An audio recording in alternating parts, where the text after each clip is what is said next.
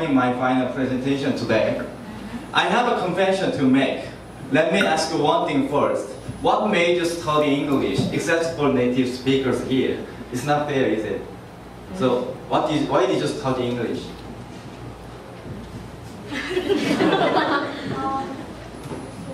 I want to speak English well.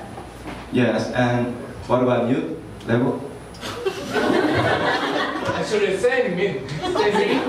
Yeah, there's many reasons for people to study English.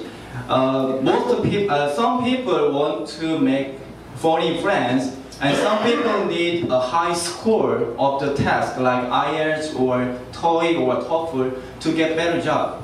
And some people are just interested in English because it's second language in the world. But for me, it's totally different. You probably don't know my name. My name is John, and I used to be a hair designer for 10 years in Korea. And I quit the job 4 years ago. And now I'm planning on becoming an English instructor after CPILS. So, I divided my topic into the 4 parts. First one is who I am. Second one is what made me quit the job. Third one is why I started learning English. Final one is how English changed my life. Let me do first, number 1. When I was young, I was out of control. Yes, I was a troublemaker. I had conflict a lot with my parents, and I wasn't interested in any subject like history, mathematics, science, and English. What I was interested in was hairdressing. So here's a fun story. When I was 15, my friends and I wanted to dye our hair like yellow or brown. So we bought 6 bottles of beer. And then I poured the beer into the big bowl.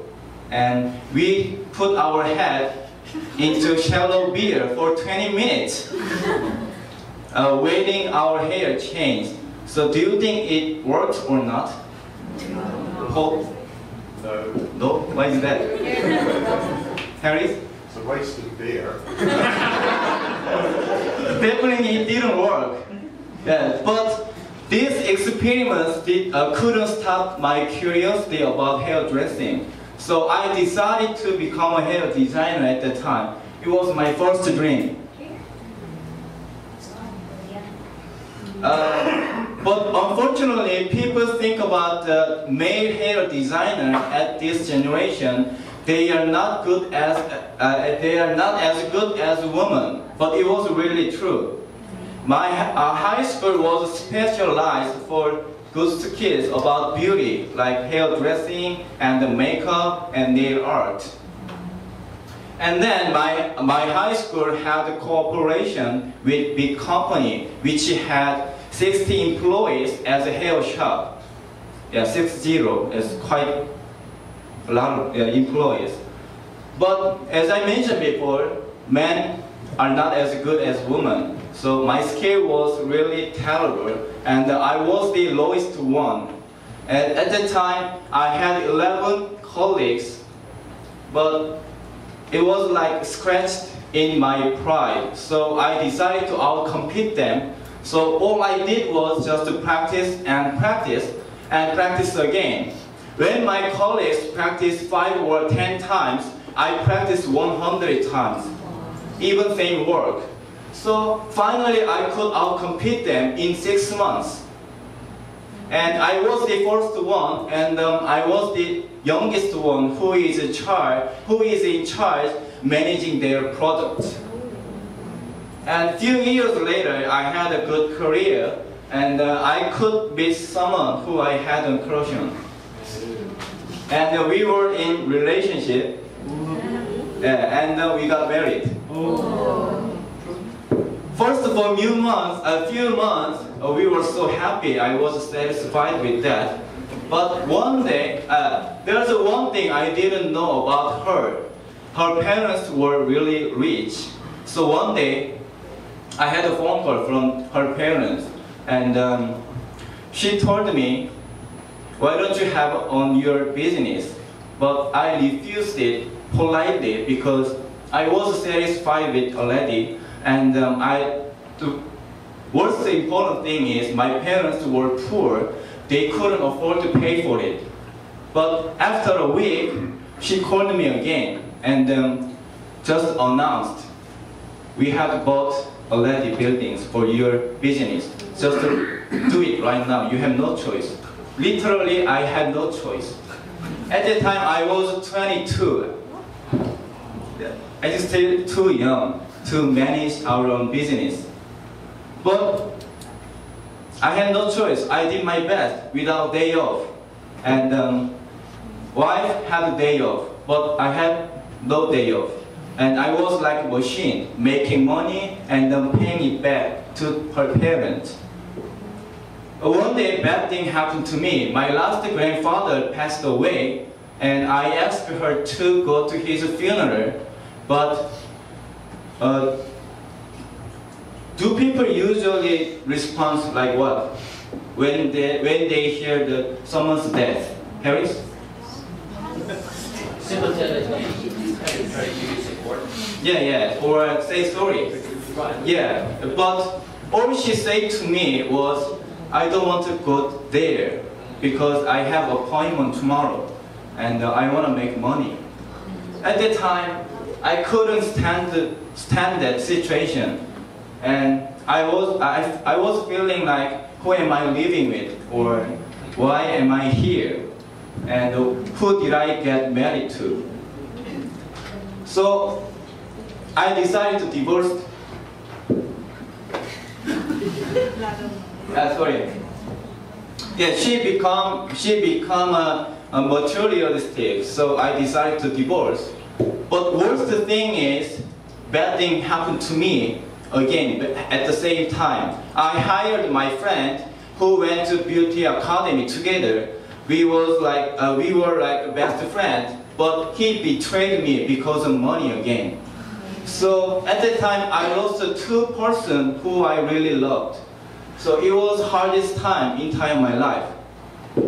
So I felt lost away. I lost everything I had before. So people usually, when they have hard time, people try to look for something to get over it or to move on. But I had a trauma about people.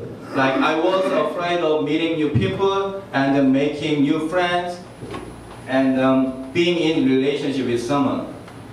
So at the time, the key to get over it was the English for me. So that is why I started learning English. It's totally different. But as you know already, I never studied English before. So when I went to academy, I had an interview. The question was like this: why did you choose our academy? But I really wanted to say I never studied English before, and I can't read, I can't speak, or I can't write anything. But I said only 3 words: I nothing English. But look at me now, I can speak English. So I really studied hard. I studied 16 hours a day for 8 months in Korea. And after 8 months, I could speak English as much as I want. So I really wanted to dig English deeper than before. So I decided to go to Australia. But I needed to be brave because I had still trauma about people. But I did it. So I went to Australia. That is part 4, how English changed my life. I could make many friends. I could have fun with foreigners because I could speak English. And then my trauma was disappeared slowly. So I could escape from trauma. And there's 2 things more English changed my life. English gave me second life, and English gave me second dream to be an English instructor. So there's two messages I would like to deliver to you today. One thing is don't be afraid of challenge. This is me. Yes, I went skydiving in Australia. It was really awesome, unexplainable. Wow. And next one is don't be a frog in a well. I really like to say anyone can be anything. Yeah, I used to be a hair designer, but now I'm dreaming to be an English instructor. Thank you very